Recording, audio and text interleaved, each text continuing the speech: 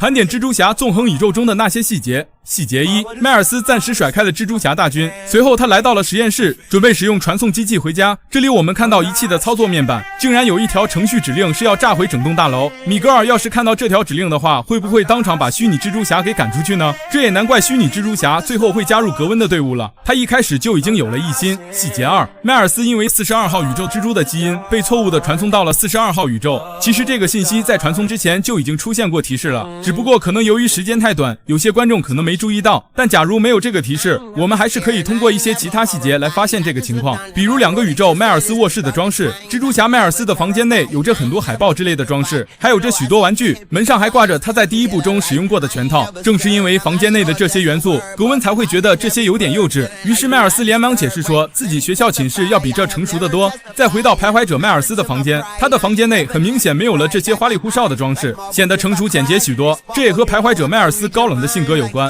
另外2个迈尔斯妈妈瞳孔的颜色也不同，42号宇宙的麦妈是绿色，而1610宇宙的麦妈则是棕色。还有就是2人的外套颜色，虽然款式都是一样的，但徘徊者迈尔斯外套领口的颜色是紫色，蜘蛛侠迈尔斯的外套领口颜色则是红色。2个宇宙的整体色调也有很大差别，1610宇宙的主题色调为蜘蛛侠的红蓝配色，42号宇宙则是以徘徊者的绿紫颜色为主。细节3，在徘徊者迈尔斯房间外的墙上挂着一些照片，可以看到原来42号宇宙的迈尔斯在以前也是留过这种爆炸头的，但在后来不知道因为某种原因而换成了现在的这种脏辫。细节4，现实生活中有可口可乐，电影中也有可口可乐这个牌子，只不过名字有点小差别，1610宇宙的叫 Coca Soda， 42号宇宙的叫 Soda Coca， 彼得 B 帕克宇宙的则是与现实相对应的 Coca-Cola。 我们还可以看到 豆的盗版 WW 豆，而且有个非常有意思的点，在现实生活中的豆形象上，扁豆的颜色是黄色，圆豆的颜色是红色，在电影则刚好相反，圆豆是黄色，扁豆是红色。细节5，迈尔斯跟随亚伦叔叔来到了天台，我们这时可以看到有一栋楼就是奥斯本大厦，说明这个宇宙中的绿魔还活着。另外我们还可以看到城市内多处都发生了火灾，这一切都是因为42号宇宙中没有蜘蛛侠的存在，所以治安非常差，绿魔这种反派也没人去对付。